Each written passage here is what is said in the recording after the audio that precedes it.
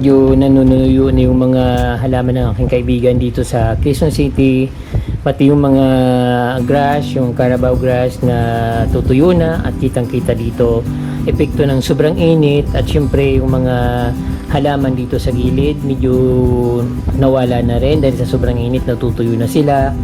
At ayun, medyo maraming ayusin dito. Syempre yung mga gilid-gilid ng mga garden medyo maluwag, kaya dapat nito ay dagdagan ng halaman kahit na hindi makulay, kasi yung mga halaman dito pag tinanim mo dito yung mga makukulay na halaman ay napupunta lang or nababalik lang sa kulay green. Kaya ang makikita dito yung picara plant na puti ang dahon. So ayan, namamatay na rin yung mga Bermuda grass. Yung dito sa puno ng cypress medyo nawala na yung magagandang halaman dito. At yung ayan, Bermuda grass tuyong-tuyo na dahil sa sobrang init.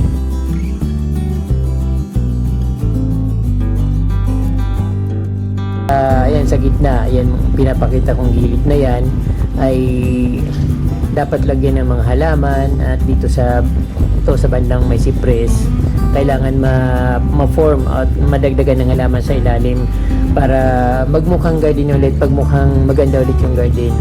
At yung mga frog grass, ayan, tuyong-tuyo.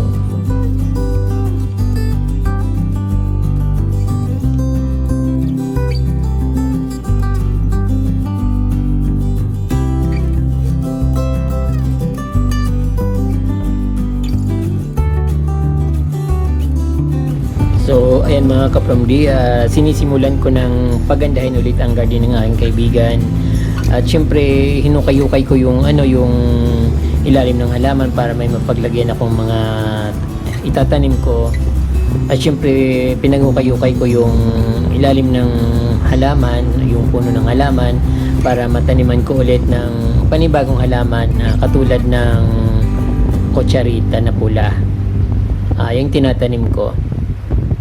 Medyo matagal yung paghukay dito kaya hindi ko na pinakita kung paano ko siya ginawa.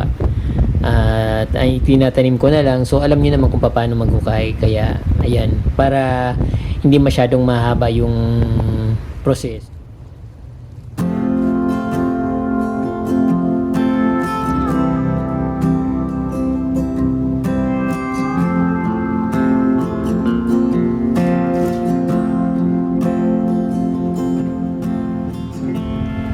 Yung mga kutsarita na yung kapromdi na kulay pink ay binili pa namin sa Silang Cavite.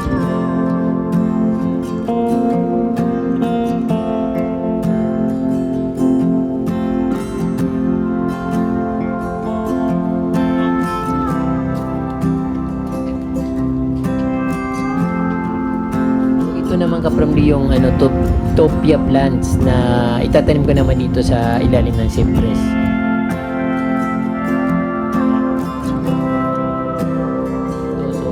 Maraming topia plant ang kailangan ko ditong itanim kasi medyo malaki yung puno ng cypress at kailangan mas malawak yung paligid niya.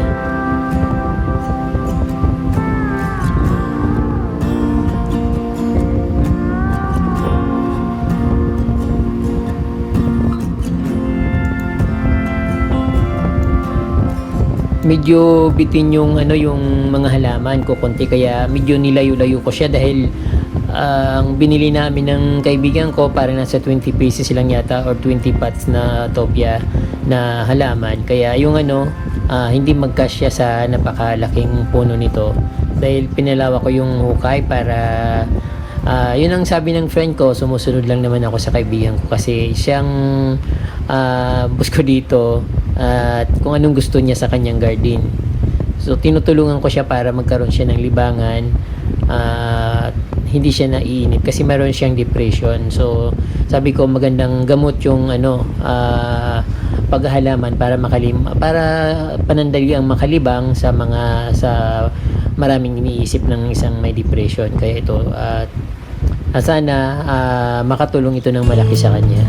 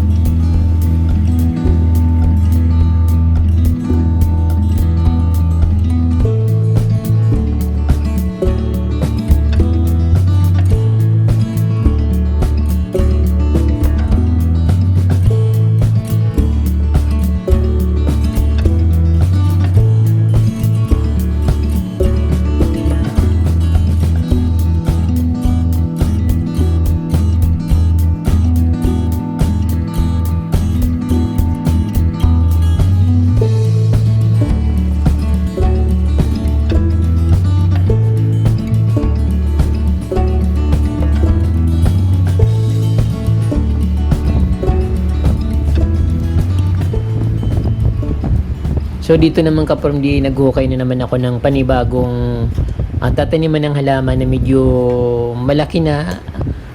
Hindi ko alam kung anong pangalan ng halaman na yun, pero i-research ko siya. Then ayun, malaki yung puno ng halaman, kaya malaki rin dapat ang hukay ko. So medyo laliman ko kasi yung dito, yung lupa dito matigas, at dapat medyo malaki talaga yung hukay para gumanda yung halaman. Ang lupa kasi dito medyo parang adobe, at kapag diniligan mo, hindi umano yung hindi bumababa yung tubig, nasa ibabaw lang. So madaling salita, hindi nag-absorb or hindi sumasarumsum yung tubig sa ilalim, kaya dapat malaki yung hukayin.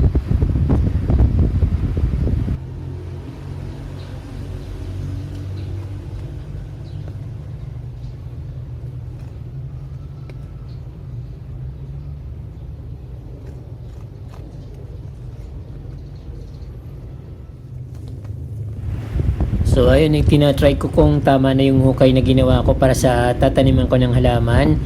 Pero masyado pang malaki yung halaman, kaya niluluwagan ko yung hukay para sa tataniman ko.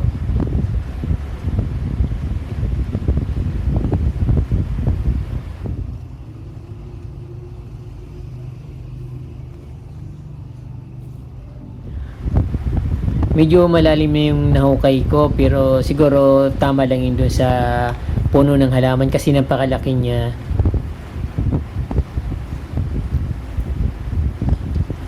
So ayun, tamang tama yung hukay, yung laki niya, at tama na siguro ito para itanim ko na yung halaman. At syempre kaprom di tatanggalin ko yung plastic para maginhawa yung halaman, kasi katulad ng tao, parang humihinga rin yung mga halaman at kailangan niya maka-absorb ng carbon dioxide para maging maginawa siya. Ayun, dahil napakaraming ipa ng palay, kailangan bawasan ko siya.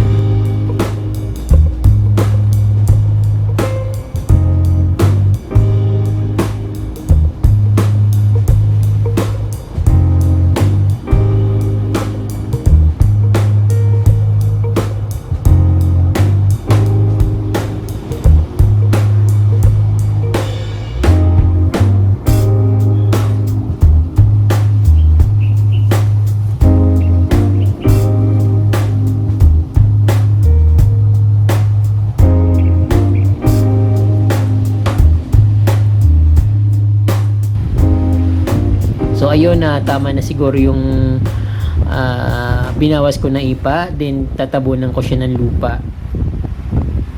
At yung hukay tamang tama kasi yung yung puno niya napakalaki, at yung naman yung pinakaipa niya na nakalagay dun sa natataniman ay napakarami. Ayun, dapat nga bawasan ko pa yan kasi masyado pang marami.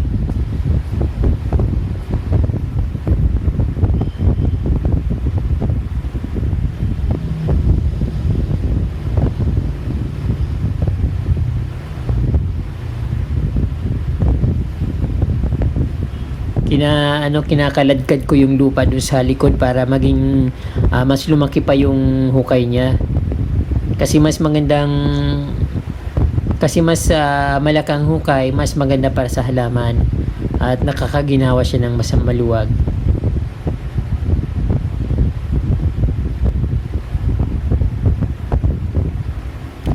Dito naman kaprom di sa sa dulo, yung pinakauna kong pinakita, ito naman ginawa ko dito, yung tataniman ng cactus ng friend ko.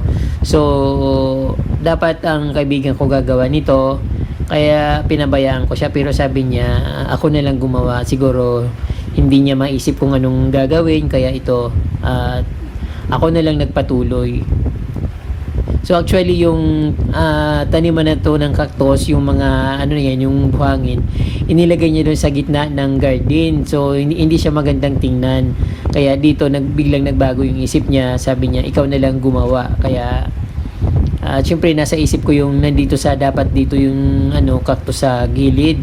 Kasi yung yung sa gitna ng garden ay parang hindi bagay, kasi hindi naman siya ganun kalawak. Parang siguro inisip niya parang maging golf course yung dating ng garden. Kaya parang gusto niyang lagyan ng puting buhangin doon sa gitna. So, trinay niya, hindi maganda. Kaya sabi niya, ako nang bahala. At ito nga nilagay ko dito sa kanto.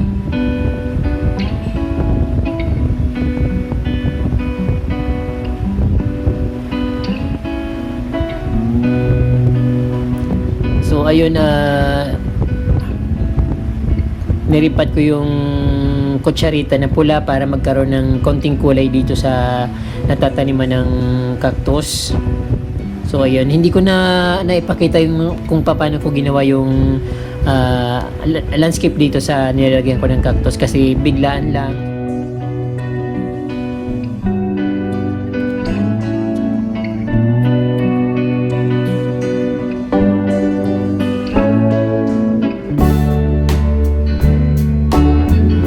Tinig pa ako ng cactus, napakasakit ng mga tusok, parang tinusok ako ng karayom. Tapos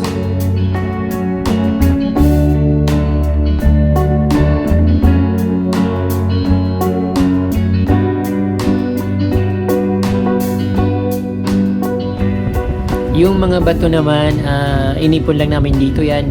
Dati na yan dito sa garden ng friend ko. Tapos ayan, nilagay namin dito pa sa lalagyan ng cactus para bumagay siya.